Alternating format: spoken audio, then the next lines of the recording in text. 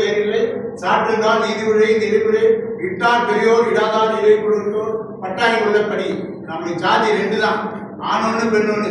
இவங்கெல்லாம் ஏதோ பண்ணி நம்ம தமிழ் அழிக்கிறதுக்கு ஏதோ சொல்லி இந்தாப்பா பணத்தை கொடுத்துட்டு நம்ம ஆட்சிக்கு வந்துடலாம்.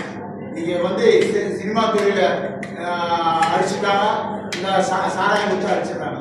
தமிழ் இணையத்தை வளர்க்கறதுக்கு நம்மளாம் சேர்ந்து தான் நீங்க இப்ப எல்லா டிவிக்காரனும் ஆசிரியர்களும் நியூஸ் ஆசிரியர்களும் நீங்க தமிழ் வளர்க்கறதுக்கு மூலியமா நீங்க அவர் சொல்றாரு, அண்ணன் 4 தூண்ல ஒரு தூண் நியூஸ்காரனா கரெக்டா, 4 தூண்ல நியூஸ்காரன் 4 தூண்ல நியூஸ்காரன்னா பாதி 4 தூண்ல 2 தூண் நியூஸ்காரன் சொல்லலாம். நீங்க எத்தனையோ நியூஸ் பார்த்தா லைனா நியூஸ் நீங்க நினைச்சாக்கா தமிழ் வளர்க்கலாம்.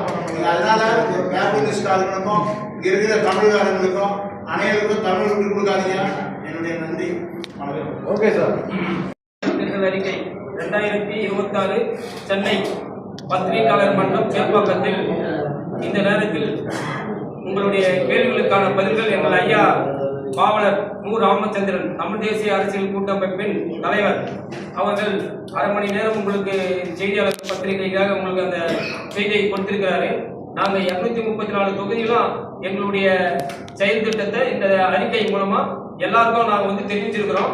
அதனுடைய செயல் திட்டத்தின் மூலமா யார் யார் நம்ம தொகுதி அந்தந்த மாவட்டம் வாரியா நாங்கள் 38 மாவட்டத்திலையும் தமிழ் தேசிய அரசியல் கூட்டமைப்பு சார்பாக வேட்பாளர்களை நாங்கள் கண்டிப்பாக நிறுத்துவோம். அதற்கான முன்னேற்பாடுகள் எல்லாமே நாங்கள் செய்துட்டு வரோம். நாங்கள் இந்த அரசியலை சந்திக்கிறதுக்கு காரணமே இழந்த மொழியையும் மண்ணையும் மாணவர்களுக்கு ஒரு எழுச்சியை உண்டு பண்றதுக்காக தான். நாங்கள் பொருளாதார நெருக்கடியில மிகவும் பின்தங்கி இருந்தாலும் இதற்கான ஒரு கருத்தை நாங்கள் கண்டிப்பா சொல்ல வேண்டும் என்ற முறையில எங்க தலைவர் பாவலர் மு. ராமச்சந்திரன் அவர்களுடைய ஐயாவின் முன்னிலையில இந்த தமிழ் தேசிய அரசியல் கூட்டமைப்பை உலக தமிழர் பேரியக்கம் தமிழர் தன்னுரிமை கட்சி இணைந்து நாங்கள் 234 தொகுதிகளிலும் பிறமொழி கலப்பில்லாத வேட்பாளர்களை நிறுத்துவோம் என்று இந்த 2026 இந்த சென்னை பத்திரிகை மன்றத்தை தெரிவித்துக் கொள்கிறோம். நன்றி.